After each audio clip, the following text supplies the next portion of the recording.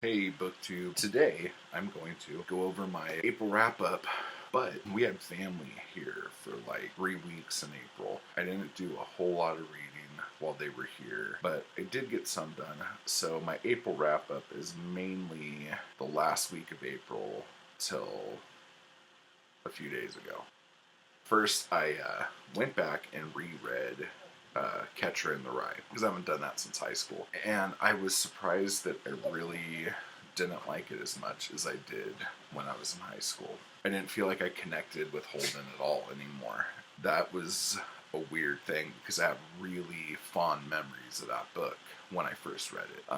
So that was a weird little thing there that it didn't kind of stand the test of time with me. The next thing I read was On the Beach. This was probably the most fucking depressing book I've ever read. If you like your post-apocalyptic literature to be free of zombies and just really depressing, On the Beach is definitely the book for you. If you don't know what it's about Australian beach town after the nuclear war has happened, and pretty much everywhere else is fucked.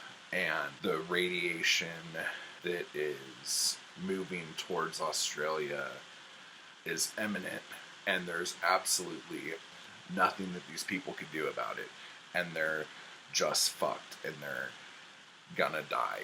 The thing that I thought was weird about it was how good-spirited everybody was, even though the circumstances were very fucked. It's an interesting read. It's definitely something I'm glad I read, but fucking hell, dude, that was the most depressing thing ever. And then I did do Android's Dream of Electric Sheep, which I already did a review for it, and I'll link it or whatnot. I really, really enjoyed it.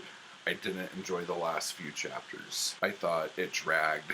And the one thing I didn't say in the review that I really wanted to was that the action was so little. Like, there was a lot of suspense, like, before an action scene was going to take place. But one of the big things in the book is there's no way anyone could hunt down and retire six Nexus 6 robots or androids. So the way it sounds, then the whole thing's like, oh yeah, they're going to fucking kill you, dude. You would think that there would be more about that. But anyway, I really, really, really liked it. Definitely check that out. The next thing I did was A Deadly Shade of Gold, the John D. MacDonald book. It's book 5 in the Travis McGee series, and it was really big compared to the other 4 that I've read. And I know in the review I said that like a lot of when I was looking at the audiobooks, they were all like really long, and that's not the case. I don't know what I was thinking. So that's that. And then I read Nightwalker by Donald Hamilton. Now, this book, if you could see the cover, I'm going to be doing a review on this. I really, really enjoyed it. If there was one thing I didn't like about it, it would be, and it might just be because of a lot of the stuff I've been reading is first person lately. There were a couple times when I felt like it was being told in first person for just a second, and then all of a sudden it was like, oh wait, no, it's third person. Every time I would hit one of those points, it would kind of pull me out of the book, and I would go, oh, I'm reading a book. So it was really, really good. The cover art was done by Tim Gabor. It's very comic booky.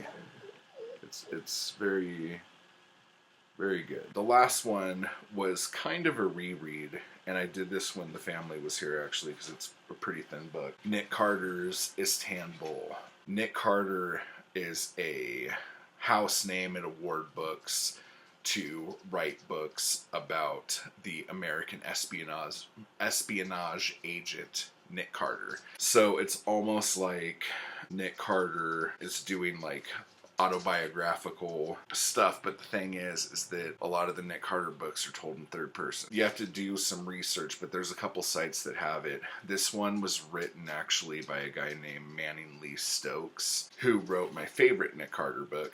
I was really excited to read this. The problem with this was wasn't the book, it was me. I started reading this over a year ago when I lived in North Hollywood. And then we moved. When we were moving, my bookmark fell out of the book. And I had no idea where I was. I just looked down when I was packing and go, oh shit, there's no bookmark in it. So I kept saying to myself, I'm going to have to eventually go back and try to find where that bookmark went. And I was just like, ugh, that was such a pain in the ass or something. And then finally I just said, I'm just going to start over, because like I kind of don't really remember where it was. But the basic idea of the story is, and there's a little dancing girl.